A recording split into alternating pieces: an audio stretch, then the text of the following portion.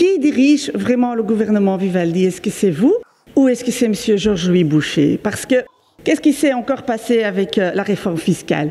La FEB, qui représente les grands patrons ici en Belgique et qui défend les riches, elle n'en voulait pas de cette réforme fiscale. Eh bien, M. Georges-Louis Boucher, président du mouvement des riches, il a téléphoné et qu'est-ce qui s'est passé? Tout le gouvernement est bloqué. Voilà, pas de réforme fiscale.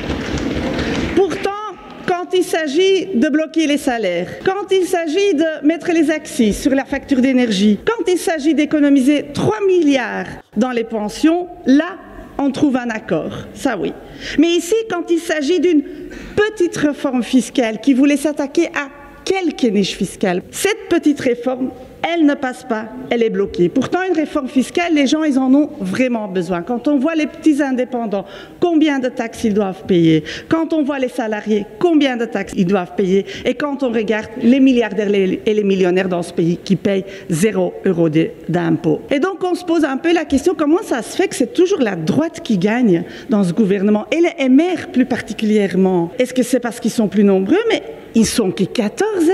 Il reste encore 73 autres députés dans la Vivaldi. C'est aussi une question que je pose aux partis de gauche. Finalement, quand il s'agit de dire aux gens de travailler plus longtemps, par exemple, vous êtes d'accord, hein?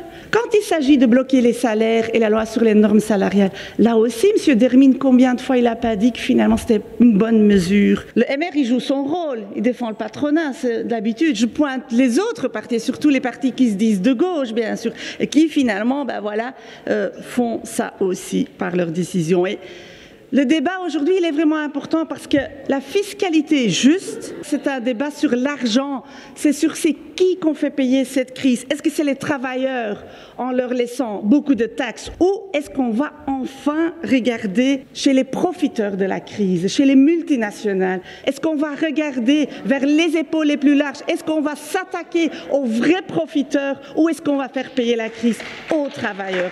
C'est ça la question.